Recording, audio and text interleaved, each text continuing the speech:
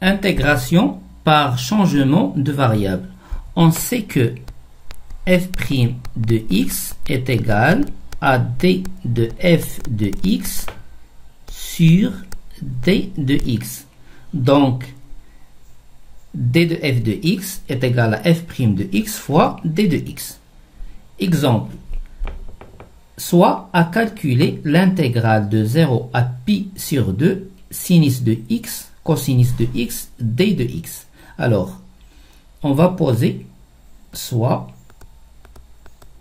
le changement de variable t est égal à sinus de x. Donc, d de t est égal à d de sinus de x. Et c'est quoi d de sinus de x? D de sinus de x est égal à sinus prime est égal à sinus prime de x fois d de x. Et c'est quoi sinus prime? Sinus prime, c'est cosinus de x. C'est donc d de t est égal à cosinus de x fois d de x. X, elle varie entre 0 et pi sur 2. Alors, si x est égal à 0, sinus de 0 est égal à 0. Ceci est équivalent à t est égal à 0.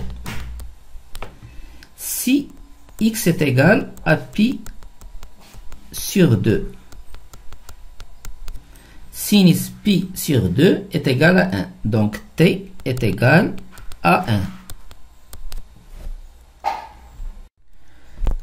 Alors, on va calculer l'intégrale de 0 à pi sur 2 sinus de x cosinus de x dx en appliquant le changement de variable. Qu'est-ce qu'on a? On a que t est égal à sinus de x et que t varie entre 0 et 1 et que d de t est égal à cosinus de x d de x. Alors, t, on avait x varie entre 0 et pi sur 2.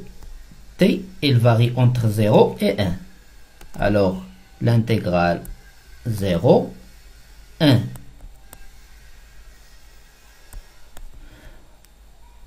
Si on avait ici, par exemple, 5, et ici, moins 2.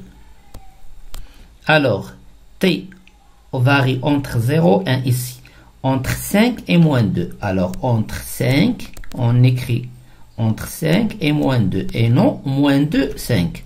Il faut faire attention. Alors, entre 0 et 1, c'est quoi sinus de x? Sinus de x, c'est t. T, cosinus de x fois dx, c'est d de t. Donc, est égal, et c'est quoi la primitive de t? C'est 1 demi, t carré, entre 0 et 1. Donc, i est égal à 1 demi.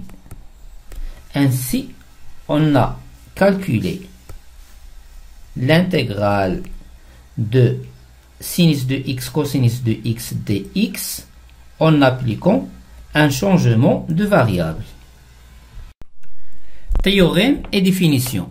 Soit u une fonction continue et sa dérivée aussi est continue sur l'intervalle alpha bêta et f continue sur l'image de alpha bêta par u.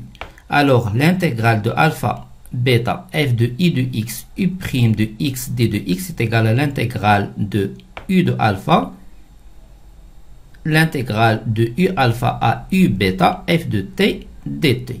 Alors on va faire une explication de ce résultat en se basant sur l'exemple précédent. Alors, qu'est-ce qu'on a ici? Cosinus de x. Cosinus de x, c'est la dérivée de sinus. Alors, on a posé t est égal à sinus de x et non cosinus de x. Alors, même chose, on va poser soit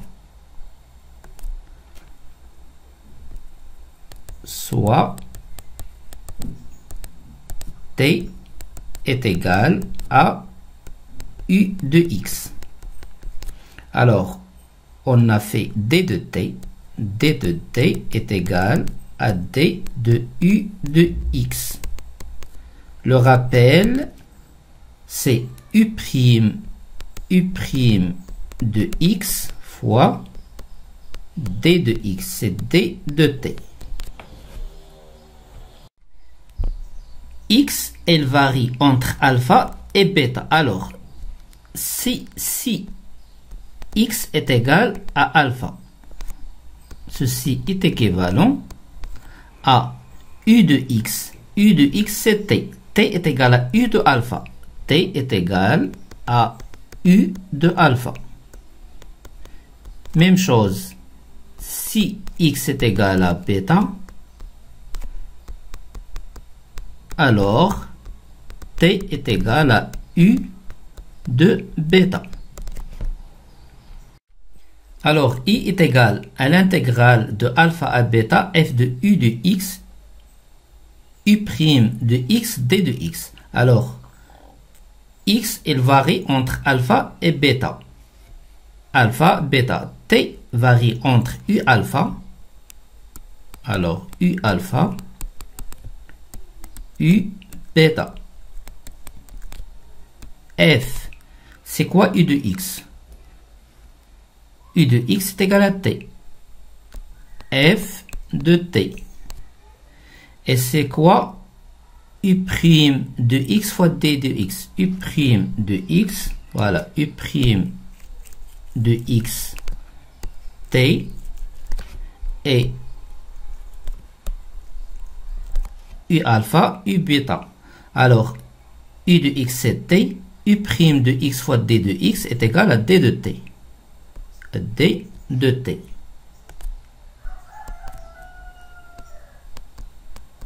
Donc, le résultat final, c'est quoi i? I, c'est l'intégrale de alpha à bêta,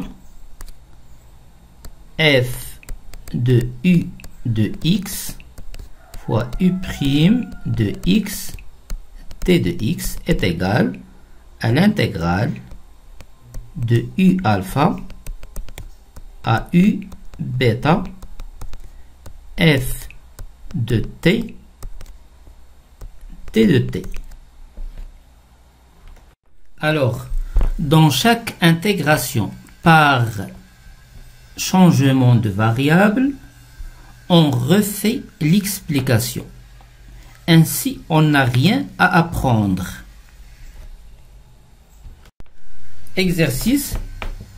L'intégrale de 0 à ln de la racine de 3, l'exponentielle de x, sur 1 plus l'exponentielle de 2x dx. On nous donne t, la variable, t est égal à l'exponentielle de x. Alors, qu'est-ce qu'on a?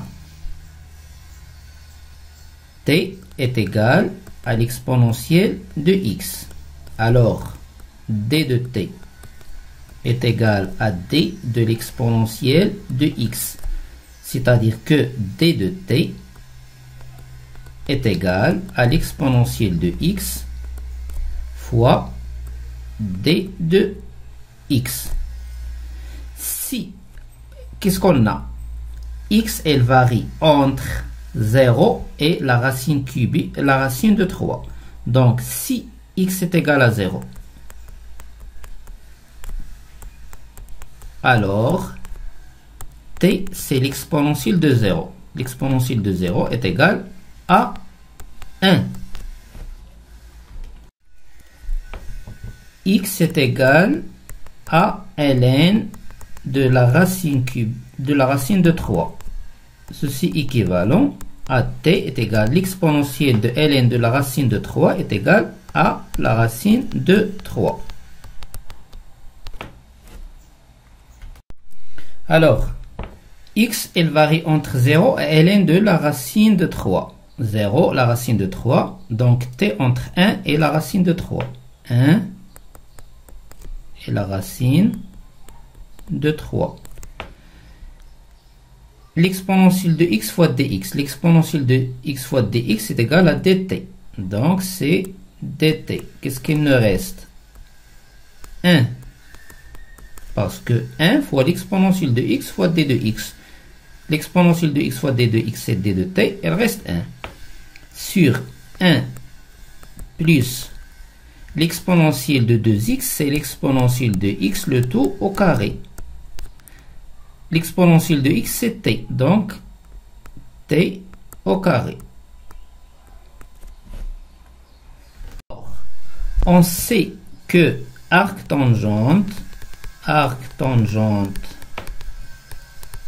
prime de t est égal à 1 plus 1 sur 1 plus t carré. C'est-à-dire une primitive de 1 sur 1 plus t carré, c'est arc-tangente. Donc, est égal à arc-tangente de t entre 1 et la racine de 3. Égale arc-tangente de la racine de 3. C'est pi sur 3. Pi sur 3. Pourquoi? Parce que tangente, on sait que tangente pi sur 3 est égale à la racine de 3.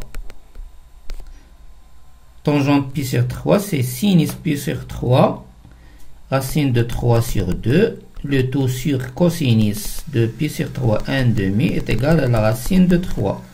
Donc, arc-tangente de la racine carrée de 3 est égal à pi sur 3. Arc-tangente de 1 est égal à pi sur 4. Donc, i est égal 4pi moins 3pi, ça fait pi sur 12. Ainsi, i est égal à pi sur 12. L'intégrale de 1 à e, 1 sur x, 1 plus ln carré de x, d de x, t est égal à ln de x. Alors, c'est le même exercice comme 1. On a t est égal à ln de x. Donc, d de t est égal à d de ln de x. d de ln de x, c'est 1 sur x fois d de x. Si, alors, x est égal à 1, ln de 1 est égal à 0, donc t est égal, ln de 1 est égal à 0, donc t est égal à 0. X est égal à e, ln de e est égal à 1, donc t est égal à 1. L'intégrale i est égale à l'intégrale de 1 à e, 1 sur x, 1 plus ln carré de x, d de x. Alors, d de x sur x, d de x sur x, c'est d de t. Et t, c'est ln de x. Et t varie entre 0 et 1. Alors, i est égal à l'intégrale entre 0 et 1. 0 et 1.